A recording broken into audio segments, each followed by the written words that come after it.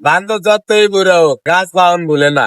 গাড়ি ঠিক করতেছি গাড়ি। কেন ভাই আপনি কি হাতে চাকরি ছাড়ে দিয়েছেন নাকি আবার? আরে না, তাইলে? হাতে দেওয়া আছে, আইজা লাকড়ি নাই, এলিগা আইজা ভাগ বন্ধ। আগের অতীতে ফিরে গেলেন নাকি?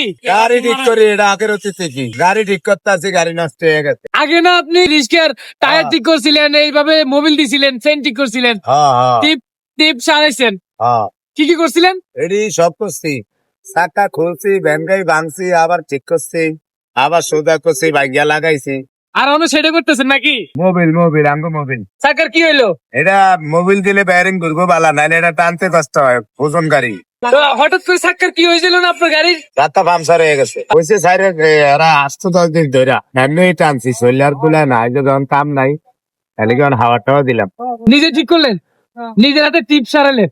হ্যাঁ, নিজের হাতেই লিক সারছি, হাওয়া দিছি, আবার তেল দেই, তেল দিয়ে গাড়িও আনছি নিজেই। ঠিক হয়েছে? হ্যাঁ, অনেক আমি লাকড়ি আনতে, লাকড়ি কোনাই মাইক দিয়ে টুকে আয়, মাইক তো চার্জ দেওয়া লাগবে। ঢাকা শহরে গাছ গাছরা নাই, লার্কি টোকেবেন করতে? লাকড়ি অভাব নাই, ভোট ফোট ওই যে অনেক বাড়িতে ঘুরান চুতে সালমারি এই সেই খায় দিলে, এটি আননে তো আল্লাহ সারাইছে, গ্যাস দিয়া বাকাইলে তো আর খুবই আসছিল। লার্কি টোকেলে মানুষ কি করবো মিয়া? কি আর লাকড়ি ঢুকাইলে কি করবো, লাকড়ি লাগবো না, পাগল হয়ে গেল।